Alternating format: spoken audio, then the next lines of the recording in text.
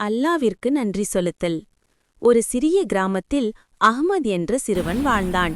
அவன் வயது 7. அவனுக்கு ஒரு அழகான வீடு, அன்பான அம்மா அப்பா, சுவையான உணவு, விளையாட நண்பர்கள் எல்லாம் இருந்தன. ஆனால் அஹ்மத் எப்போதும் புலம்பிக் கொண்டே இருப்பான். ஒரு நாள் காலையில் அம்மா சுவையான இட்லி செய்து கொடுத்தாள். அஹ்மத் சாப்பிட்டுவிட்டு, இன்று இட்லிதானா, இட்லிக்கு பதிலா வேற ஏதாவது செய்யலாமே என்றான். பள்ளிக்கூடத்தில் நண்பர்களுடன் விளையாடும்போது அவன் புதிய பந்து வாங்கியிருந்தான். ஆனால் விளையாட்டு முடிந்ததும், இந்த பந்து சீக்கிரம் காலியாகிடுச்சு, பெரிய பந்து வேணும் என்று சொன்னான். மாலையில் வீட்டுக்கு வந்ததும் அப்பா அவனுக்கு புதிய சாக்லேட் கொடுத்தார். அஹ்மத் சாப்பிட்டுவிட்டு, இது போதுமா, இன்னும் வேணும் என்றான். அன்று இரவு அஹ்மத் தூங்குவதற்கு முன் அவன் பாட்டி வந்தாள். பாட்டி அஹ்மதை பார்த்து, குழந்தை, நீ எப்போதும் ஏதாவது குறை சொல்லிக் கொண்டே இருக்க.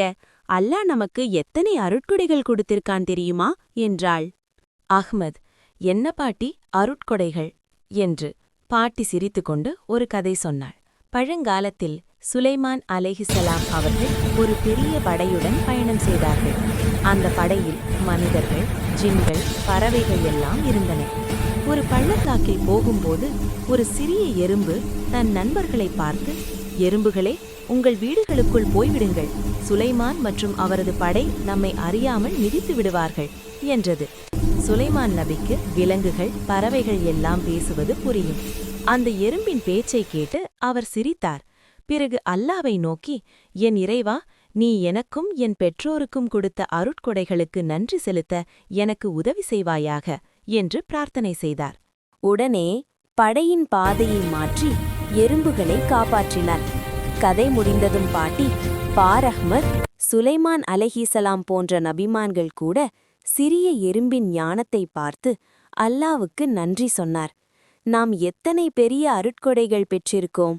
உணவு, உடை, வீடு, குடும்பம், ஆரோக்கியம் எல்லாம் அல்லாவின் கொடை. நாம் எப்போதும் அல்ஹம்துலில்லாஹ் என்று நன்றி சொல்ல வேண்டும். நன்றி சொன்னால் அல்லாஹ் இன்னும் அதிகமாக கொடுப்பான் என்றாள். அஹ்மத் யோசித்தான். மறுநாள் காலையில் எழுந்ததும், அம்மா, நல்லா தூங்கினேன், அல்ஹம்துலில்லாஹ் என்றான். இட்லி சாப்பிட்டுவிட்டு, சுவையாயிருக்க அம்மா, அல்லாவுக்கு நன்றி என்றான்.